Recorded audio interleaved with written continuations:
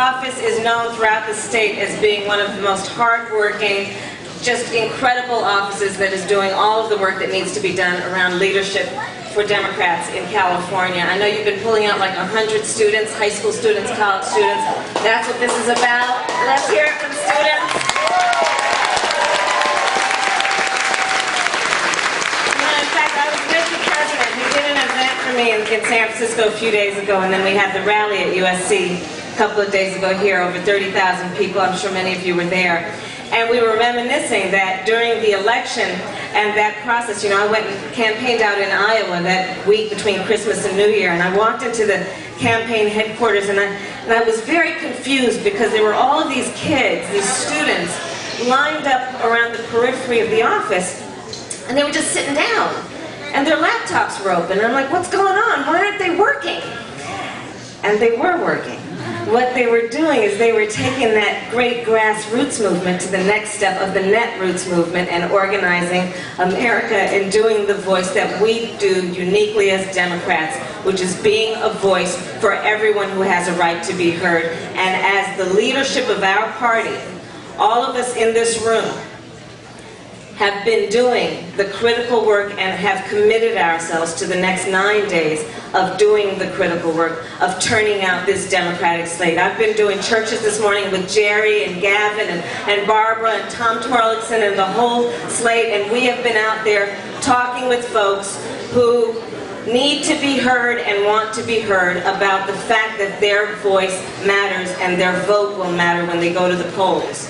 And my background is that I am one of 2 daughters of parents who met when they were graduate students at the University of California, Berkeley in the 1960s. And my parents met when they were actively involved in the civil rights movement, which meant that I grew up surrounded by a bunch of adult students. I grew up around a bunch of adults who spent full time marching and shouting about this thing we call justice. And growing up in that environment, the heroes, among many, were the architects of that important civil rights movement, and they were the lawyers.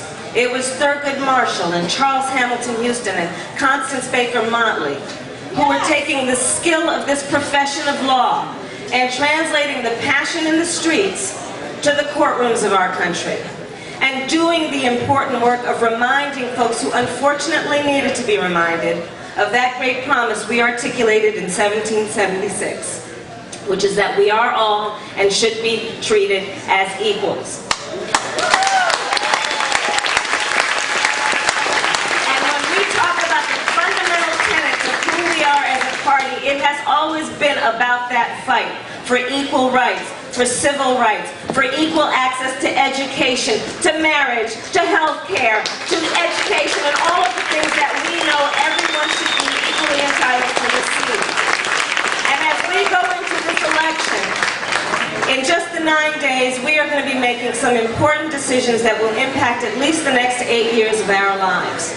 And in this Attorney General's race, I will suggest to you that some very, very, very important and fundamental issues will be impacted by the decision that we make. It will be about deciding who will be the next Chief Law Officer of the state of California, who will have as her responsibility to make decisions about some of the most fundamental issues impacting us. Fundamental, like the issue of whether our children and our babies should be entitled to breathe clean air and drink clean water. And we should, therefore, if we care and prioritize those issues, defeat Proposition 23.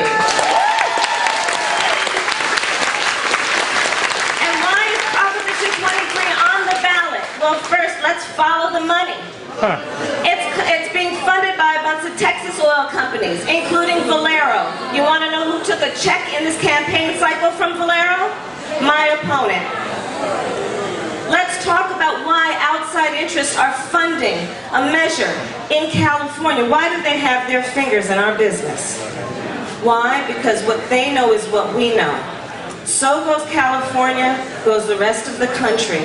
And when we roll out AB 32, it will be, and prove to be, successful in its goal and intention of encouraging a green tech economy. It will be successful in its intention of encouraging alternative fuels. It will be successful in its goal of reducing reliance on foreign oil. And it will be successful in its goal of, in that way, improving the air we breathe and the water we drink. And it is not about trees and fish, it's about human beings. And they know it, so they want to kill it while it's young in California, and we're not going to let them. My opponent has said he will stand with the conservative attorneys general, mostly from the southern states of this country, and have California, with her limited resources, join in a lawsuit that has been brought to challenge health care reform. Is that what we want in the next attorney general of California? No.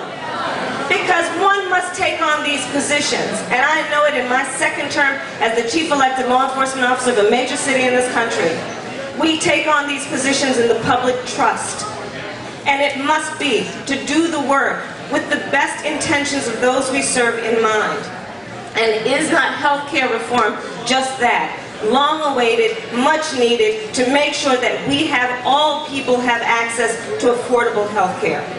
All people have access to what they need to maintain dignity and to live a life that is a quality life with dignity. We needed that reform because we know women that to be a female should not be a pre-existing condition.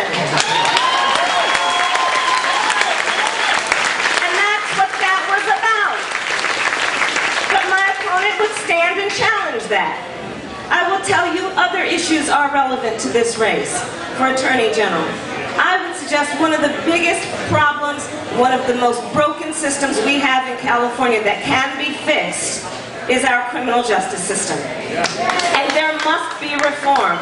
Folks, on an annual basis, do you know that we release 120,000 prisoners in California because they've served their time, but within 3 years of their release, 70% recidivate, 70% reoffend. It is the highest recidivism rate in the country. Any system with a 7 out of 10 failure rate on its face is a broken system. But when you then factor in the cost, which is from $10 billion to $25 billion a year of that system, in a state that is on the verge of bankruptcy, if you factor in the cost to our public safety, we know this is a system that is crying out for reform. We have created a model in San Francisco, in my office, that is a re-entry initiative that has reduced the reoffense rate for that population from 54% to less than 10%. The United States Department of Justice designated this initiative as a model of innovation for law enforcement in the United States.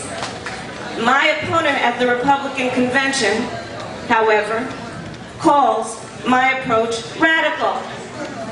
He stood before his fellow Republicans, called me a radical. You know what? I am. I am radical in my belief that we can reform broken systems. I am radical in my belief that we do not measure success based on a blind adherence to tradition. I am radical in my belief that we can look at these systems based on what they can be instead of always what they have been. We know we have got a great state. It is the state that all the country and the world looks at and looks to for how change will occur. They look to us as being the source of innovation. They look to us to know that when we as Californians come up with ideas, they usually are good ones and they work. And I would suggest to you that this race that is going to occur with an election in 9 days will be pivotal in what the next phase of our state looks like and what the leadership will be. And we have got to ensure that this ticket wins this election because there is so much at stake that is vital not only to us, but the entire country. And I'll close by saying this. Clearly it's important to the whole country because I learned just 2 mornings ago that Karl Rove put together $1.1 million in an independent expenditure funded by oil companies and tobacco and insurance companies to do attack ads on my campaign in Los Angeles. Why are they doing that? Why is Karl Rove interested in the California Attorney General's race? I would suggest to you because they are very clear about the impact of the outcome of this election on the entire country. Amen. And they're trying to stop it before it gets started. And you know what I'm here to say? Let's bring it on, because we are ready to get it started.